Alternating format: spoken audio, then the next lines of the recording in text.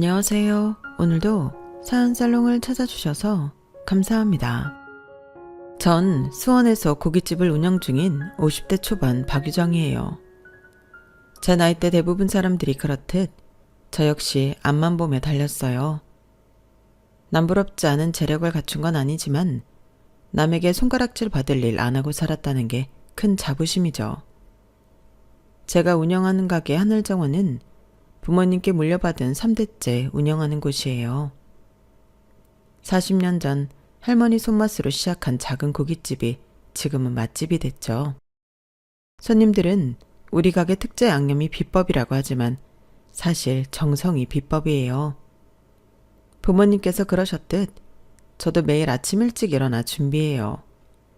고기 손질부터 밑반찬까지 제 손으로 하나하나 정성 들여 만드니까요. 유정씨, 오늘도 바쁘시네요. 저번에 제가 데려온 거래처 분들이 여기 고기 맛있다고 또 오자고 난리예요. 그렇게 처음 만난 사람이 지금의 남편이 되었네요. 그땐 부모님께 물려받은 게 아니라 도와드리던 때였어요. 취직을 하려 여기저기 면접을 보러 다니기도 했었는데 부모님이 운영하는 곳처럼 월급을 쳐주는 곳이 없더라고요. 특별히 전공이 있어서 좋은 직장에 취직할 수 있었던 것도 아닌지라 부모님 밑에서 일을 배우던 시기였죠. 지금 남편은 당시 의료기기 영업사원으로 일하면서 병원 관계자들을 자주 데려왔어요. 늘 웃는 얼굴로 손님들을 챙겨주는 모습이 참 매력적이라고 생각했죠. 처음엔 그저 단골 손님 중 한 명이었어요. 지금 생각해보면 웃음이 나오는 게 그 당시엔 그저 인사를 나누는 정도였는데 아버지가 저보고 그러시더라고요. 저 사람 너 좋아하는 것 같은데? 아버지 무슨 말씀이세요? 손님한테 그런 농담하시면 어떡해요? 그땐 웃으며 넘겼는데 그 말을 들은 후론 그가 매번 오는 모습이 달리 보이기 시작했어요. 혹시 요즘 일이 잘 안 되는 건 아니시죠? 요즘은 거래처분들보다 혼자 오시는 횟수가 더 많아지신 것 같은데요.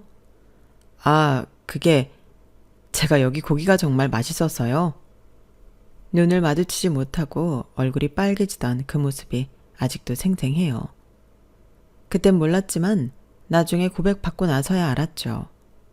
그가 우리 가게에 일주일에 3번씩 오던 이유가 고기 맛 때문만은 아니었다는 걸요.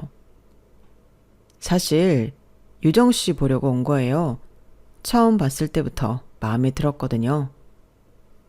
그때 어색하게 우는 남편을 보는데 이 사람이라면 평생 살아도 괜찮을 것 같다는 생각이 들었어요. 잘생긴 얼굴도 아니고 호감형도 아닌데 말이에요. 키만 크고 덩치도 산만해서 생긴 건 꼭 산적 같은데 웃는 모습이 해맑은 아이처럼 보였거든요. 어디 가서 누구한테 나쁜 짓 안 하겠다는 생각에 연애를 시작했고 그렇게 결혼이 빠르게 진행됐어요. 연애 기간은 짧았지만 그만큼 알아갈 시간이 충분했어요. 의료기기 영업사원이라는 직업 특성상 병원을 돌아다니며 영업을 하는 일이다 보니 다양한 사람들을 만나는 직업이었죠. 그런데도 그는 항상 정직하게 일했어요. 병원 사람들이랑 술 마실 때 접대비 같은 거 많이 쓰시죠? 아니요. 전 실적은 좀 못 미칠 줄 몰라도 그런 식으로 일하긴 싫어요. 정 안 되면 다른 회사 가면 되죠. 이 말을 들었을 때 이 사람이구나 싶었어요. 서로 마음이 맞았고 부모님들도 반대할 이유가 없었으니까요. 시부모님은 정말 좋으신 분들이었어요. 특히 시어머님은 저를 친딸처럼 아껴주셨죠.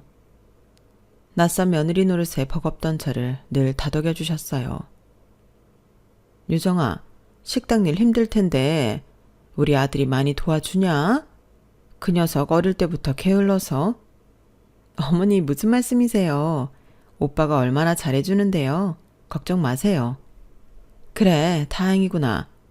유정아, 나 너무 며느리라 부르지 말고 딸이라고 불러도 될까? 딸 없이 아들만 둘 키웠더니 딸이 그렇게 그립더라고.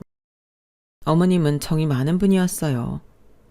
결혼식 날 친정어머니와 함께 손을 잡고 예쁘게 키운 딸 주셔서 감사하다며 울던 모습이 아직도 눈에 선해요. 시어머님이 어떤 분이냐고 묻는 친구들에게 전 항상 복받았다고 대답했어요. 그만큼 좋은 분이셨거든요. 그 따뜻한 말씀이 마지막이 될 줄 누가 알았겠어요. 결혼한 지 1년도 채 되지 않아 시부모님 두 분 모두 교통사고로 돌아가셨거든요. 여행 가시던 중에 빗길이 미끄러져 중앙선을 넘었는데 다가오는 차량과 부딪힐 걸 걱정하셨는지 급하게 꺾은 차량은 전봇대를 박았고 그대로 현장에서 말도 못할 슬픔이었어요. 장례식장은 비통함으로 가득했어요. 친척들은 물론이고 병원 관계자들, 동네 주민들까지 많은 분들이 오셨어요. 그만큼 두 분이 사람들에게 선하게 살았다는 증거겠죠. 그때 도련님은 고등학생이었어요. 열심히 공부하던 17살, 부모님을 한 번에, 그것도 갑자기 잃은 충격이 얼마나 컸을까요? 병원에서 만난 도련님은 한없이 작아 보였어요. 형수님, 이게 무슨 일이야? 머리카락을 흩날리며 달려온 도련님의 얼굴은 창백했어요. 눈물조차 나오지 않는 듯 했죠.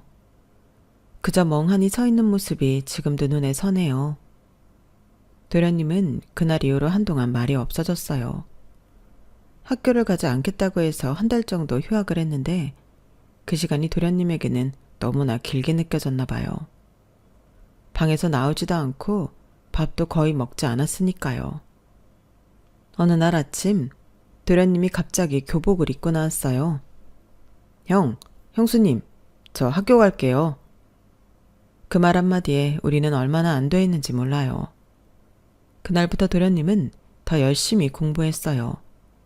마치 부모님이 보고 계신다는 듯이요. 지석아, 우리가 있잖아. 형이랑 형수가 있어. 괜찮을 거야. 그날부터 우리는 그를 책임지는 부모가 됐어요.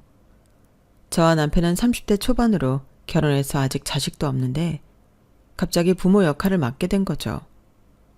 결코 쉬운 일은 아니었어요. 사춘기 소년이 갑자기 부모를 잃은 상태에서 형과 형수의 말을 다 들어줄 리 없잖아요. 때로는 반항도 했고 가끔은 밤새 안 들어오기도 했어요. 하지만 우리는 끝까지 도련님을 믿고 기다렸어요. 그게 부모의 역할이라고 생각했으니까요. 도련님은 방황하는 것 같더니 어느 순간 학업에 매진하더군요. 마치 그것만이 자신의 존재의 이유인 것처럼요. 우리가 걱정될 정도로 자신을 몰아붙이는 모습이 안쓰러웠어요. 지석아, 이제 좀 쉬지 그래. 며칠째 제대로 잠도 안 자고. 괜찮아요. 공부해야 돼요. 부모님이 바라셨던 대로 좋은 의사가 되려면 더 열심히 해야죠. 사실 시부모님이 도련님이 의사가 되길 바라셨다는 말은 들어본 적 없어요. 그저 도련님이 자기 스스로 목표를 세우고 그것을 향해 달려가는 것 같았죠.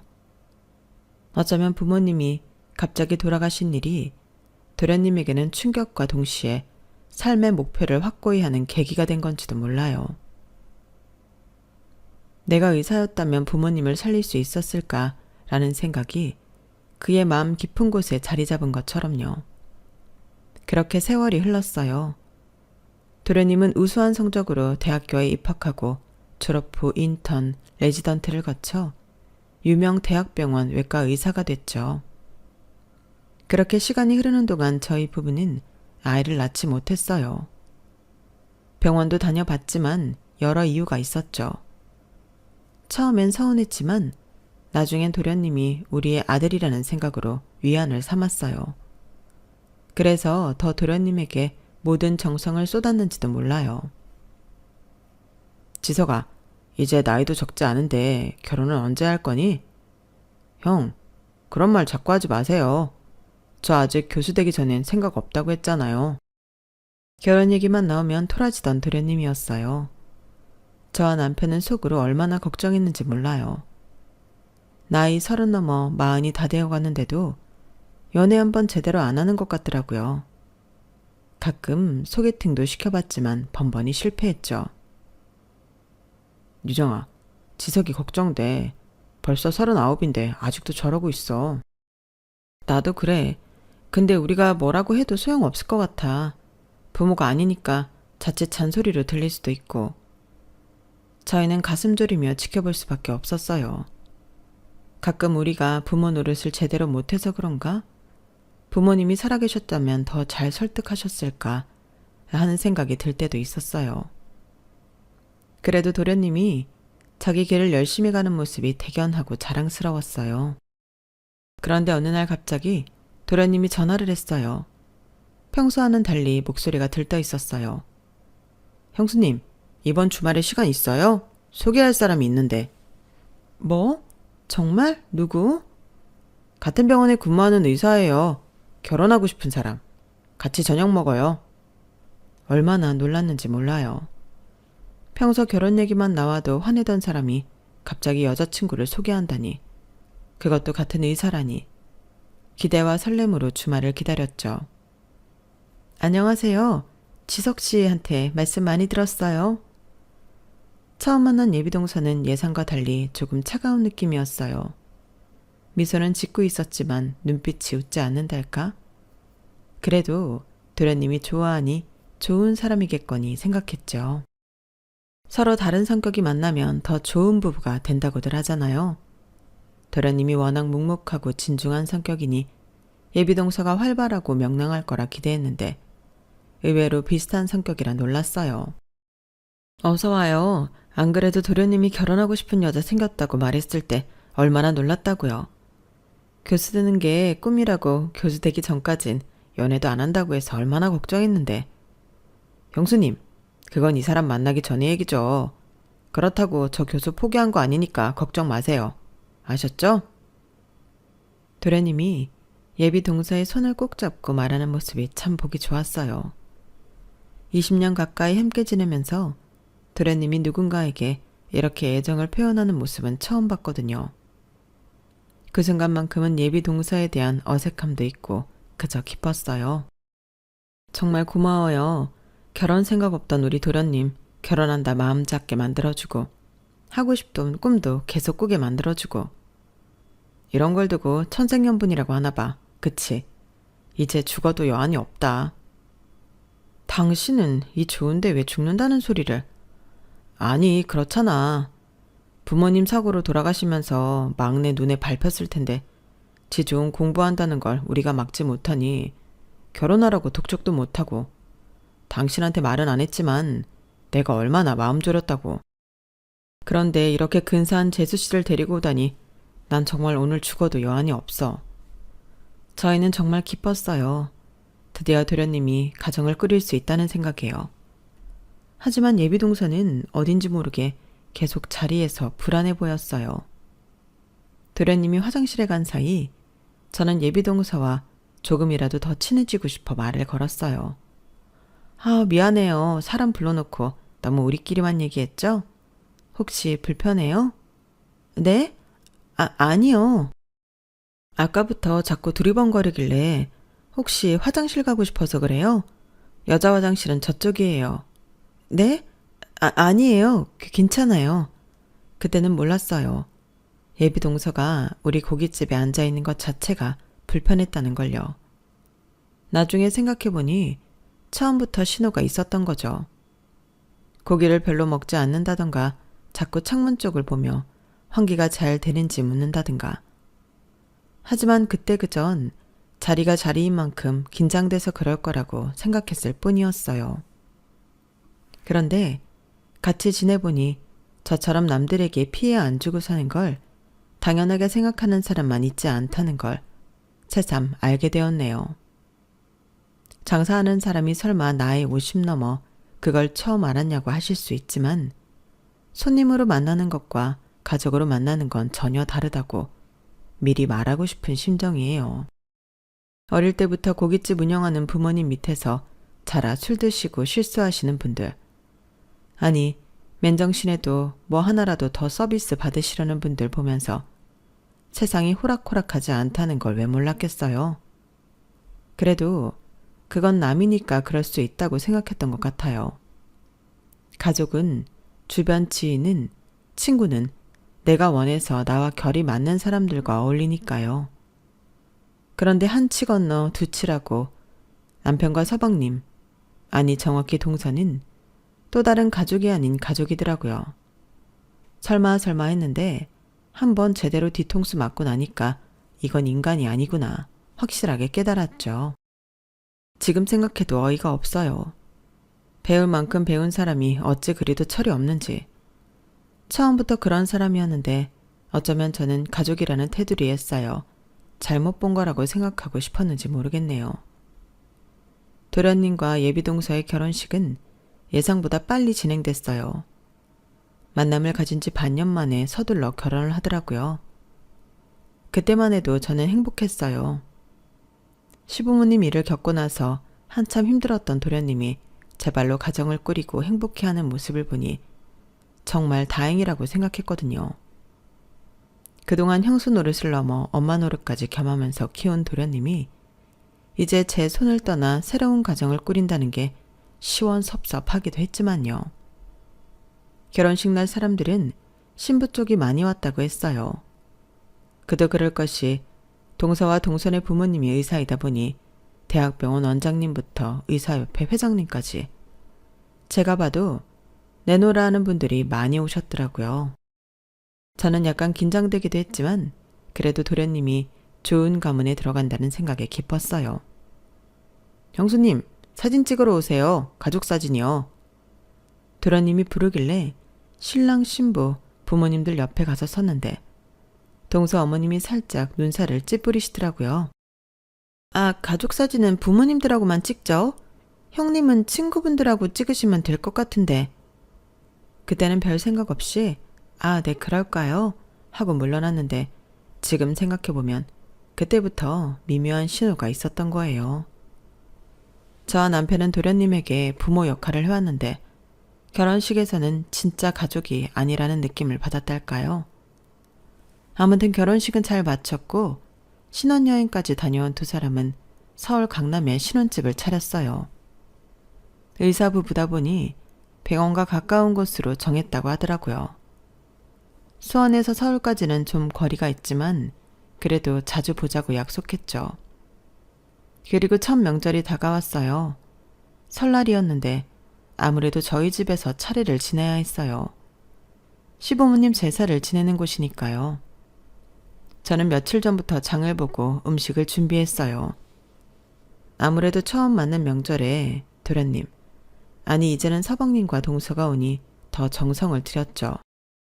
와, 형님 대단하세요. 이 많은 음식을 언제 다 하셨어요?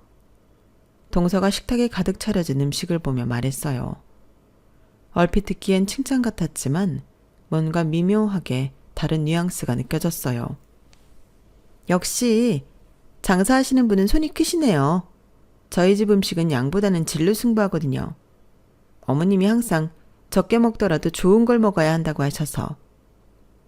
순간 말문이 막혔어요. 제가 준비한 음식의 질이 떨어진다는 뜻인가? 그래서 직접 물어봤죠. 동서, 혹시 내가 준비한 음식이 맛이 없다는 뜻이야? 아니요, 그런 뜻이 아니라 저희 집은 음식을 조금만 해서 그게. 설마요. 형수님 음식이 어떻게 맛이 없을 수 있어요? 항상 최고라고 제가 말하잖아요.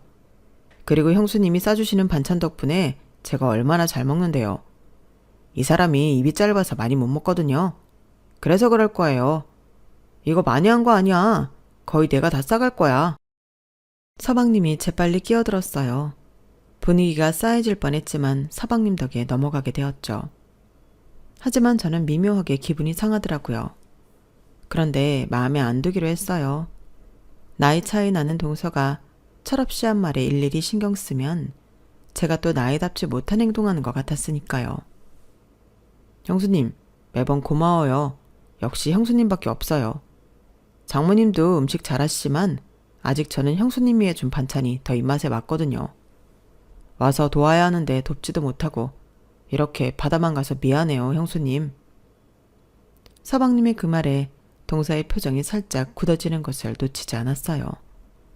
하지만 대수롭지 않게 생각했어요.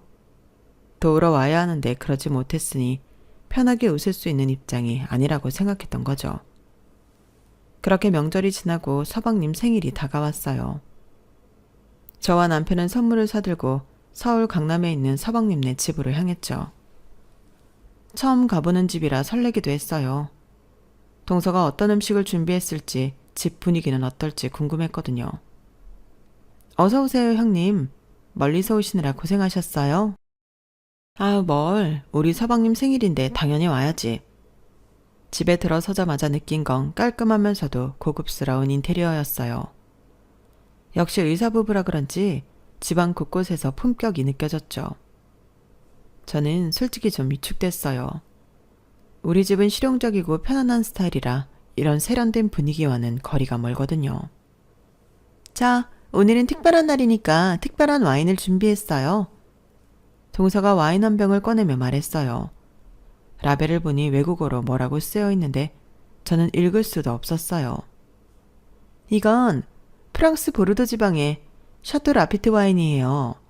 일반 마트에서는 구할 수 없고 병원 VIP 고객들만 아는 수입차를 통해 특별히 구했어요. 형님, 입맛에 맞을지 모르겠어요? 와, 정말 특별한 와인이네. 사실 나는 와인을 잘 모르기도 해서 입맛에 맞다 안 맞다 하기도 뭐하네. 소주나 맥주가 더 익숙해서. 저는 솔직하게 대답했어요. 굳이 아는 척할 필요도 없고 제 가게가 고급 레스토랑이 아닌 대중적인 고깃집이라는 건 사실이니까요. 아, 그렇군요. 괜찮아요, 형님. 이런 와인은 입에 맞지 않으실 수도 있어요. 좀 고급 와인은 처음엔 쓰고 떫게 느껴지거든요. 익숙해져야 진가를 알 수 있는. 자기야, 형수님도 충분히 와인 맛을 아실 거야. 떫다 달다 쓰다 말이 많아도 결국 맛있는 술은 마시는 법이니까. 그쵸, 형수님? 다시 한번 서방님이 끼어들었어요. 하지만 이번엔 저도 가만히 있지 않았죠. 동서, 혹시 내가 장사하는 사람이라 품격이 없다고 생각하는 거야? 네? 아니에요. 절대 그런 뜻이 아니었어요. 그냥 와인에 대한 설명을 드리려고.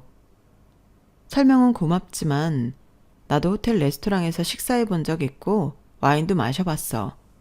가게에서 장사한다고 고급 문화를 모르는 건 아니야. 죄송해요, 형님. 제가 말실수를 했네요. 동서가 사과했지만 그 눈빛에서 진심을 느낄 수 없었어요. 오히려 민감하게 반응한다는 듯한 표정이었죠. 그날 저녁은 묘하게 어색한 분위기 속에서 끝났어요. 집으로 돌아오는 길에 남편에게 물었죠. 여보, 나 오늘 너무 예민하게 굴었을까? 아니, 당신 말이 맞아. 재수 씨가 은근히 사람 이상하게 만드는 재주가 있는 것 같아. 나도 듣는데 기분이 묘하더라고. 우린 장사하니까 비싼 술 먹어도 모른다는 거야, 뭐야. 잘했어. 내가 속이 다 시원하더라고. 그치, 나만 그렇게 느낀 게 아니었네. 그 후로 서방님네와 몇 번 더 만났는데 그때마다 동서의 미묘한 태도가 느껴졌어요. 특히 가족여행 얘기가 나왔을 때였죠. 형수님, 다음 달에 가족여행 어떠세요? 제주도 3박 4일로 생각 중인데. 서방님이 제안했어요. 저는 당연히 좋다고 했죠. 오랜만에 가족여행이라니. 생각만 해도 즐거웠으니까요. 저희가 슬슬 스케줄 정해지는 대로 알려드릴게요. 가게야 며칠 문 닫으면 되지만 저희 일정은 다른 의사야 맞춰야 해서요. 동서의 말이 미묘하게 들렸어요.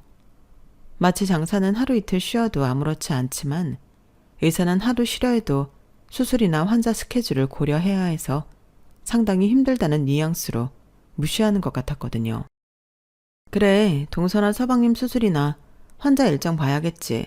힘든 거 알아. 그런데 나도 마찬가지야. 장사가 손님과 약속인데 아무 말 없이 하루 이틀 문 닫으면 단골 손님 다 잃는 거야. 일정 잡히는 대로 말해줘. 되도록 주말은 피해줬으면 좋겠어. 이왕이면 금요일보단 월요일 쉬는 게 더 좋고. 주방장한테 맡기고 가더라도 손님 많은 날은 내가 있어야 마음이 편하거든. 아, 네, 그렇군요. 일정 잡히는 대로 알려드릴게요. 하루 이틀 문 닫는다고 큰일 날 줄 몰랐네요. 그날 이후로 여행 계획은 흐지부지 됐어요. 서방님은 계속 연락했지만 동서는 점점 저희와 거리를 두는 것 같더군요.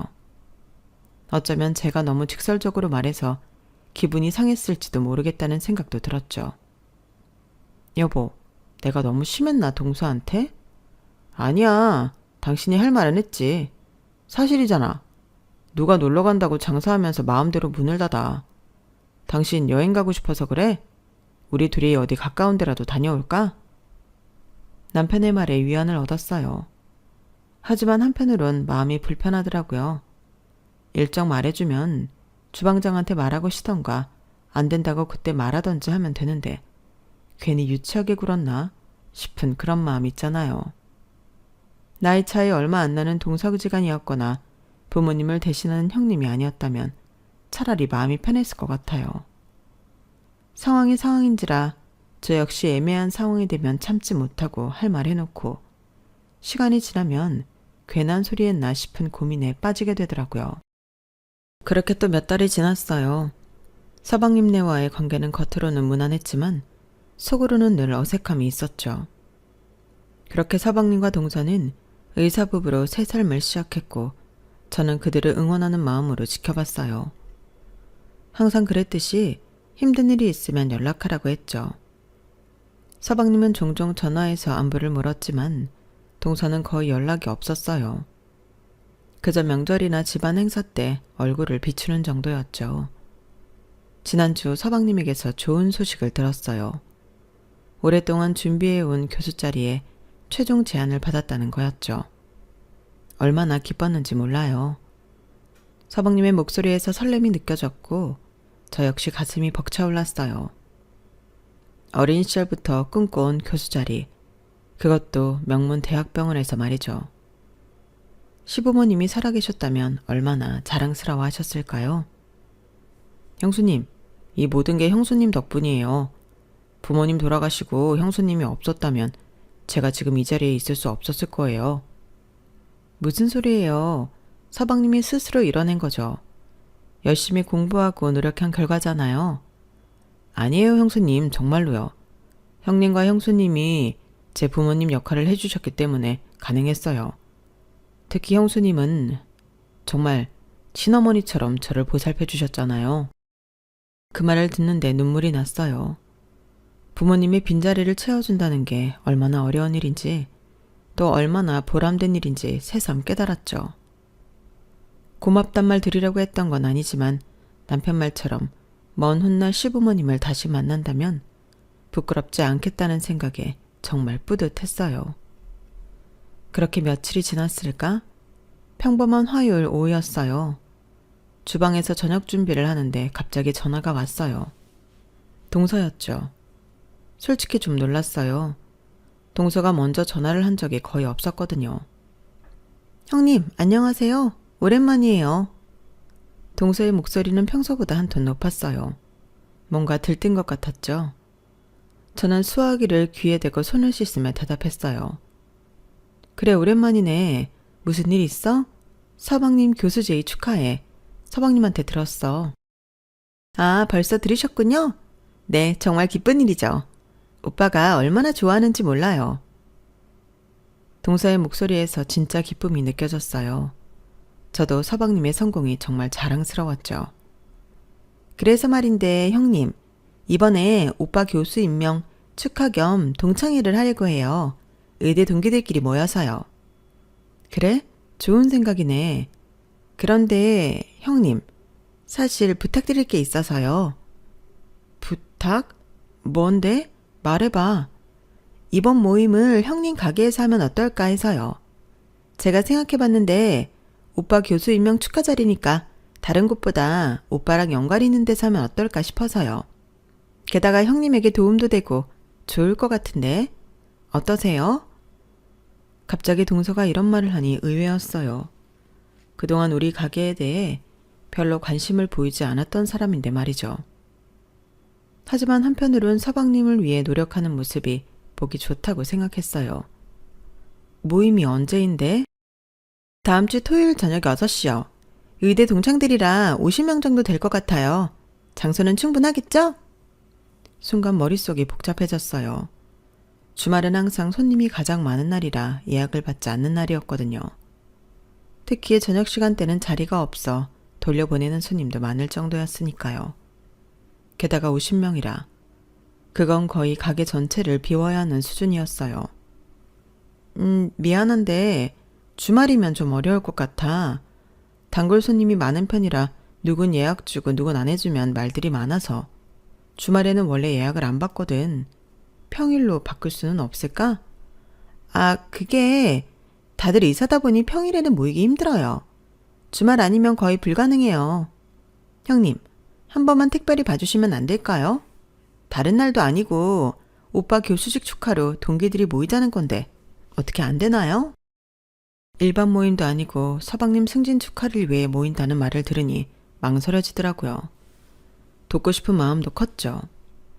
글쎄, 그날 오시는 손님한테 죄송한데 멀리서 일부러 주말에만 오시는 분들도 계신데 정말 죄송해요, 형님. 제가 너무 큰 부탁을 드리는 거죠.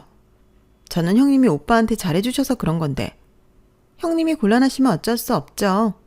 친구들 모인 자리에서 형님 덕분이라고 감사 인사도 드리고 싶었는데 동서의 말의 순간 무슨 의미가 있나 싶었지만 진심으로 서방님을 축하하고 싶은 마음이 컸어요.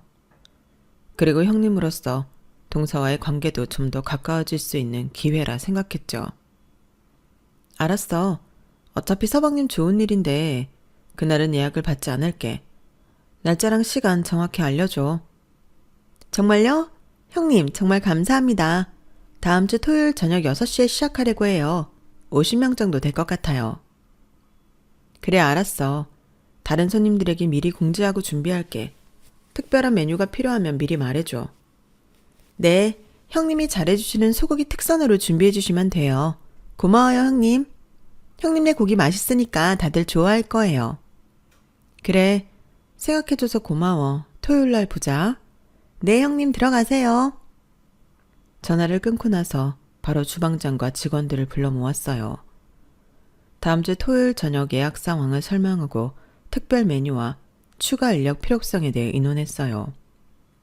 토요일은 원래 예약을 받지 않는 날이라 직원들도 조금 당황했지만 가족 일이라고 하니 다들 이해했죠. 그날부터 준비가 시작됐어요. 50명을 위한 고급 소고기를 미리 주문하고 특별 메뉴를 구상하고 그날 필요한 직원들을 추가로 고용했어요. 한 번에 많은 인원을 챙기려면 일손이 부족할 것 같았거든요. 모자르지 않게 넉넉하게 주려면 평소보다 더 많은 식재료를 준비해야 했고 가게 구조도 50명이 함께 앉을 수 있도록 재배치했죠. 생각보다 일이 많았어요. 그래도 서방님을 위한 일이니 즐거운 마음으로 준비했네요. 모임 전날 특별 메뉴를 미리 체크하고 준비하느라 하루 종일 바빴어요. 장사까지 병행하면서 준비해야 했으니 더 정신없었죠. 그런데 저녁 장사를 시작할 무렵 동서에게서 전화가 왔어요. 형님, 저예요. 동서. 걱정돼서 전화한 거야? 차질 없이 준비하고 있으니까 걱정할 거 없어. 소고기도 제일 좋은 걸로 준비했어. 특 A급이라 원래 가격보다 더 받아야 하지만 특별히 동서 동기를 위해 내가 준비했으니 맛있게 먹어만 주면 돼. 그러셨어요? 그런데 죄송해서 어쩌죠? 죄송하다니 뭐가? 동서의 목소리가 어색했어요. 왠지 불길한 예감이 들었죠. 그게 장소가 바뀌었어요. 횟집으로요. 순간 귀를 의심했어요. 하루 전에 갑자기 장소를 바꿨다고? 이미 모든 준비가 끝난 시점에? 뭐라고? 무슨 말이야 그게? 정말 죄송해요 형님. 친구들이랑 얘기하다 보니 아무래도 고기 냄새가 옷에 배인다고 다들 왜 그런 데 잡았냐고 핀잔을 줘서요. 아무래도 의사들이 모이는 자리니까 좀 그렇다고. 깔끔하고 격식 있는 자리에서 보는 게 당연한 거 아니냐는데 제가 할 말이 없었어요. 죄송해요 형님. 그래서 급하게 강남에 있는 횟집으로 바꾸게 됐어요. 어이가 없었어요. 고기 냄새? 의사들이 모이는 자리? 마치 제 가게가 격이 떨어지는 것처럼 말하는 느낌이었어요. 그리고 이미 모든 준비를 다 했는데 특별 주문한 고기, 추가 고용한 직원들, 손님들에게 미리 공지한 휴업. 모든 게 물거품이 됐어요. 동서, 지금 농담하는 거지? 우리가 얼마나 준비했는지 알아? 이미 특별 메뉴 재료도 다 들여놨고 내일 예약한 손님들도 다 돌려보냈어. 이게 무슨 짓이야? 형님, 화나시는 거 충분히 이해해요. 하지만 저도 어쩔 수 없었어요. 원래 예약 없이도 주말에 손님 많다고 하셨으니 크게 문제 없으실 거잖아요. 그쵸? 뭐? 그걸 지금 말이라고 해? 동서, 분명히 말하는데 지금 한 일들 후회하게 될 거야. 제가 화난 목소리로 단호하게 말하는데도 동서는 아랑곳하지 않더군요. 말로는 죄송하다고 하는데 빨리 전화를 끊고 싶어 한다는 게 수화기 너머로 전해졌기 때문이에요. 그렇게 전화를 끊고 나니 온몸에서 힘이 빠져나가는 느낌이었어요. 그동안 느꼈던 동서의 미묘한 태도들, 그게 우연이 아니었구나 싶었죠. 동서는 정말로 저를 무시하고 있었던 거예요. 장사를 해본 사람이면 노쇼가 얼마나 우라통 터지는 일인지 아실 거예요. 근데 전 그걸 남이 아닌 가족에게 당했죠. 그것도 저를 무시하는 나이 어린 동서에게요. 어떻게 해야 할지 머릿속이 복잡해졌지만 저녁 장사가 시작돼서 아무것도 할 수 없었죠. 가게를 마무리하니 자정을 넘긴 시간이라 서방님에게 말해 따질 수도 없었고요. 그날 밤 잠을 이루지 못했어요. 머릿속에 온갖 생각이 교차했죠. 처음엔 화가 났어요. 어떻게 이럴 수 있지? 가족을 이렇게도 해도 되는 건가? 하는 생각으로요. 그 다음엔 슬펐어요. 내가 뭘 잘못했나? 정말 내 가게가 그렇게 부끄러운 곳인가? 하고요. 그렇게 뜬 눈으로 밤을 지샜네요. 그날 아침은 평소와 다를 것 없이 가게 오픈 준비로 바쁘게 시작됐어요. 주방에서 밑반찬을 손질하는데 가슴 한켠이 무거웠죠. 어제 동서의 전화로 인해 밤새 잠을 설친 터라 눈이 부어 있었는데 남편은 평소보다 조심스럽게 대해주는 게 느껴졌어요. 아침을 대충 먹이고 보내고 나니 마음이 더 복잡해지더군요. 주방에서 칼질하고 있는데 종업원이 주방 입구에서 머뭇거리며 서 있는 게 보였어요. 사장님, 손님이 오셨는데요. 지금 장사 준비 중이라 손님 응대하기 어렵다고 말해줘. 아직 오픈 전이잖아? 그게 손님이 아니라 사장님 동서라고 하시는데. 순간 손이 들고 있던 칼을 도마에 내려놓았어요. 동서가 여기 왔다니. 예상은 했지만 생각보다 빠르게 움직였다 싶었어요. 점심 오픈까지 1시간도 안 남았으니 마무리를 지어야겠다 싶더라고요. 어디 있어? 홀에 앉아 계세요. 주방 앞치마를 벗으며 홀로 나갔어요. 아직 문도 열지 않은 가게 안 구석 테이블에 동서가 앉아 있었어요. 놀랍게도 평소와는 달리 화장기 하나 없는 얼굴이었고 부어 있었어요. 그 모습에 순간 당황스러웠지만 어제 일을 생각하니 냉정하게 말이 나가더라고요. 가까이 다가가 동서 앞 테이블에 섰어요. 앉으려는 생각도 없었죠. 무슨 일이야? 난 지금 장사 준비 중이야. 차갑게 말했어요. 더 이상 친절하게 대할 이유가 없다고 생각했으니까요. 형님, 정말 죄송합니다. 동서는 떨리는 목소리로 말했어요. 하지만 저는 표정 하나 바꾸지 않았죠. 곧 점심 손님들이 오실 시간이야. 할 말 있으면 빨리 하고 가. 형님, 제가 어제 정말 잘못했어요. 제 생각이 짧았어요. 그래서 형님이 준비하신 모든 비용 계산하려고 왔어요. 동서는 떨리는 손으로 지갑에서 카드를 꺼냈어요. 마치 이 자리를 빨리 벗어나고 싶은 듯한 표정이었죠. 좋은 소고기 준비하셨다고 하셨잖아요. 원래 가격보다 비싸다고 하셨으니까 그거 다 포함해서 계산할게요. 얼마예요? 그 말을 듣는 순간 더 화가 났어요. 마치 돈만 주면 모든 게 해결된다는 태도 같았거든요. 동서, 돈 문제가 아니잖아. 그래도 먹지도 않는 음식값을 왜 내려고 해? 그만하고 돌아가. 이러다 영업방해로 신고할 수도 있어. 주방에서 직원들이 힐끔힐끔 이쪽을 쳐다보는 게 느껴졌어요. 하지만 그냥 무시했죠. 형님 제발요. 이것만이라도 해결하고 가게 해주세요. 해결?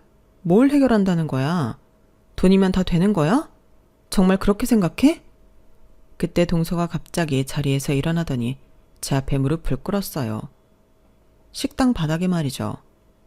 저는 순간 너무 황당해 말을 잇지 못했어요. 형님, 살려주세요. 제발요. 동서의 행동에 주변이 순식간에 조용해졌어요.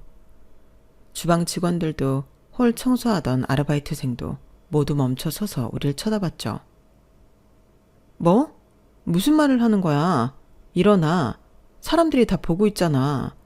내가 뭐라고 동서를 살리고 말고 한다고 그래? 사람 살리는 건 의사인 동서가 잘하는 거 아니었어? 오빠가 형님께 사과하고 용서받지 않으면 이혼하겠다고 했어요. 제발 형님, 저 좀 용서해 주세요. 동서가 찾아온 이유를 이실직고 하자 아침 일이 떠올랐죠. 새벽녘에 서방님에게 문자로 동서 모르게 가게로 오라고 했던 일이요. 서방님은 이른 새벽부터 문자를 보내는 저에게 당황하셨는지 단 20분 만에 가게에 도착하더군요. 아직 문도 열지 않은 가게 안으로 들어선 서방님의 얼굴엔 걱정이 가득했죠. 형수님, 무슨 일 있으세요? 한 번도 이러신 적 없는데 말씀하신 대로 말 안 하고 나왔어요. 왜요? 그 사람 알면 안 되는 무슨 일이라도 있는 거예요? 형한테 무슨 일 생겼어요? 저는 곧장 본론으로 들어갔어요. 더 이상 이 상황을 끌고 가기 싫었으니까요. 어제 동서한테 전화 받았어요. 동창회 장소를 바꿨다고. 네? 동창회요? 몰랐어요. 지난주에 동서가 전화해서 서방님 교수 축하 겸 의대 동창회를 우리 가게에서 하고 싶다고 했어요. 50명이나 온다고 해서 토요일 장사를 포기하고 준비했는데 어제 갑자기 횟집으로 바꿨다며 전화가 왔어요. 이유는 고기 냄새가 옷에 배서라고요. 서방님의 얼굴이 순식간에 굳어졌어요. 눈동자가 흔들리더니 고개를 푹 숙였죠. 말도 안 돼요. 그게 무슨 고기 냄새가 배은다고 취소하다니 저는 모르던 일이에요. 정말 그 사람이 그랬어요? 서방님, 제 성격 몰라요? 제가 이런 걸로 거짓말할 사람으로 보였어요? 아니요, 형수님. 제 말은 그게 아니라 그 사람이 그렇게 할 이유가 없는데 왜 그런... 서방님은 말없이 주먹을 꽉 쥐었어요. 얼마나 충격받고 화가 났는지 손등에 핏줄이 다 보일 정도였죠. 나도 모르죠, 그 이유는. 나한테 전화해서 서방님 교수직 축하 자리를 의미 있는 데서 하고 싶다고 주말 예약 안 된댔는데 사정사정 하길래 받아준 것 뿐이에요. 50명 예약이라 특별히 소고기도 더 주문하고 직원도 더 고용했어요. 단골 손님 예약도 다 돌려보내고요. 그런데 하루 전날 저녁에 와서 의사들이 모이는 자리라 격이 안 맞는다고 취소했으니 정확한 이유는 동서만 알겠죠. 형수님, 정말 죄송합니다. 제가 당장 얘기해서 그럴 필요 없어요. 형수님, 서방님, 난 밤새 많은 생각을 했어요. 결론은 이제 동서와는 거리를 두고 싶어요. 알고 있을지 모르겠지만 비단 이번 일뿐만 아니에요. 이미 지난 일 하나하나 거론해 뭐 하겠어요. 내가 시어머니도 아니고 내가 동서를 데리고 살 것도 아니니 이젠 안 보고 살아야겠어요. 솔직히 남남이니까 서방님 잘 살고 행복하게 지내는 걸 멀리서라도 볼 수 있다면 그걸로 충분해요. 형수님, 그렇게 말씀하시면 너무 가슴이 아파요. 형수님은 제게 어머니 같은 분이에요. 형수님이 아니었다면 제가 지금 여기 없었을 거예요. 그런 서방님을 보고 있자니 가슴 한켠이 아려오더군요. 하지만 이미 돌이킬 수 없는 강을 건넜다고 생각했어요. 그래서 긴 말할 거 없고 할 말 했으니 서방님도 어서 집에 들어가 출근 준비를 하고 돌려보냈죠. 동서의 무릎을 꿇은 모습을 보니 서방님이 집에 가서 얼마나 강경하게 나왔는지 짐작이 갔어요. 그래도 이혼이라니 너무 심하게 나간 건 아닐까 걱정이 되기도 했죠. 이게 이렇게 큰일이 될 거라고 생각도 못했어요. 그냥 횟집이 더 분위기 있을 것 같아서 형님 가게가 나쁘다는 게 아니라. 일어나, 여기서 그러지 말고 손님 오면 어떡하려고. 동서를 부축해 일으키며 주변 직원들에게는 평소처럼 일하라는 눈짓을 했어요. 동서를 좀 더 조용한 구석자리로 안내했죠. 동서, 솔직히 말해봐. 이유나 좀 듣자. 왜 나한테 이런 짓을 한 거야? 내가 예쁘거나 나이 차이가 얼마 안 나면 모르겠는데 나는 동서보다 훨씬 나이도 많고 같은 직군도 아니라 만날 일도 없고 대체 왜 그랬는지 모르겠어. 동서는 한참을 흐느끼다가 고개를 들었어요. 사실 질투가 났어요. 질투? 네. 가족이 되었으면 저를 1순위로 생각했으면 좋겠는데 오빠는 항상 형님 형님하고 어머니 같은 분이라 형님 아니었으면 의사가 뭐고 노숙자 되었을 거라고. 그게 무슨... 솔직히 이해가 안 됐어요. 남편이 스스로 노력해서 된 거지 누가 등 떠민 것도 아닌데 그거 가지고 형님을 어머니처럼 생각한다는 둥 잘해야 한다고 말할 때마다 솔직히 안 봐도 그만이라 생각한 거 맞아요. 어이가 없었어요. 정말 이런 이유로 저를 무시하고 있었다고요? 서방님이 저를 존경하고 감사하게 여기는 걸 질투한다니 얼마나 유치한 마음가짐인지 이해할 수 없었어요. 동서, 사람이 어떻게 그런 마음가짐을 가질 수 있어? 서방님은 부모님을 일찍 여의고 힘든 시간을 보냈어. 내가 그저 형수로서 도리를 했을 뿐인데 그걸 질투한다니. 알아요, 형님. 제가 너무 철이 없었어요. 이제 와서 생각해보니 너무 부끄럽고 죄송해요. 어떤 변명을 해도 오빠한테 통하지 않아요. 다신 이런 짓도 형님 서운한 말도 안 하고 다 고칠게요. 제발 용서해 주세요.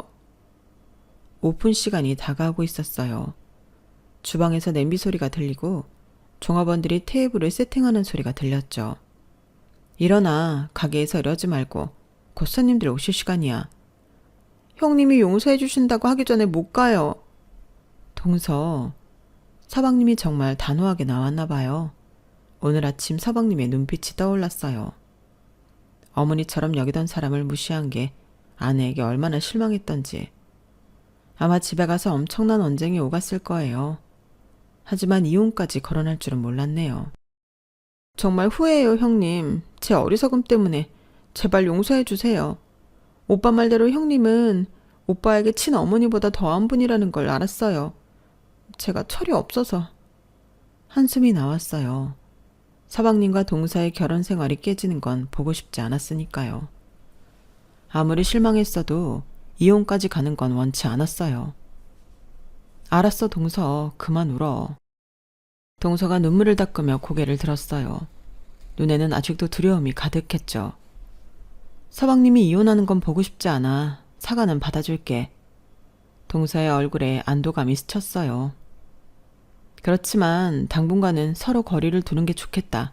시간이 필요해. 네, 형님 이해해요. 제가 카드라도. 동서는 다시 카드를 꺼내들었어요. 처음엔 거절하려 했지만 문득 생각이 바뀌었죠. 노쇼에 대한 대가는 치르는 게 맞을 것 같았거든요. 그래, 소고기 값은 계산해야지. 노쇼도 결국 장사니까. 동서는 안도의 한숨을 내쉬며 카드를 내밀었어요. 어쩌면 이걸로 마음의 짐을 덜고 싶었던 걸지도 모르겠네요. 직원을 불러 카드기를 가져오게 했고 소고기 값과 직원 인건비를 포함한 금액을 청구했어요. 정말 감사합니다, 형님. 용서해 주셔서. 이제 카드 긁었으니 너도 내게 빚진 게 없고 나도 너를 확실히 용서한 거야. 그러니 서방님과도 화해하고 행복하게 살아. 네, 형님. 정말 죄송했어요. 동서가 떠난 후 저는 한동안 자리에 앉아 생각에 잠겼어요. 주방으로 돌아가 다시 음식 준비를 하면서도 마음 한구석이 여전히 불편했죠. 동서의 사과가 진심인지 아니면 그저 이혼을 면하기 위한 것인지 의문이 들었어요. 사람이 그렇게 쉽게 바뀔 수 있을까요? 그날 저녁 서방님에게 문자가 왔어요. 형수님, 정말 감사합니다.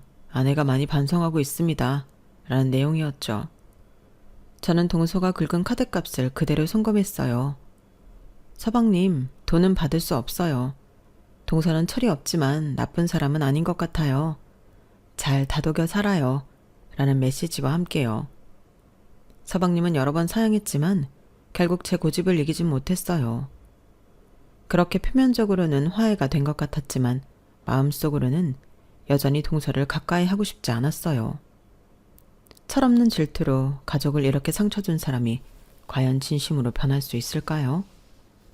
남편에게는 이런 깊은 생각을 말하지 않았어요.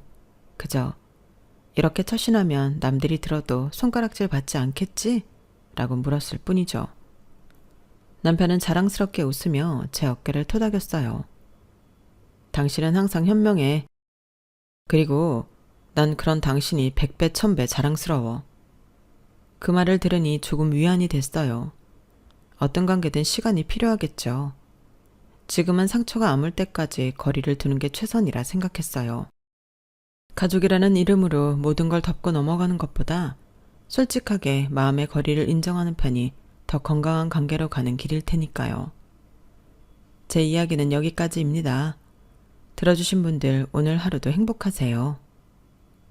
여러분, 사연 댓글에 응원과 현명한 조언 부탁드려요. 좋아요와 구독은 저에게 큰 힘이 됩니다.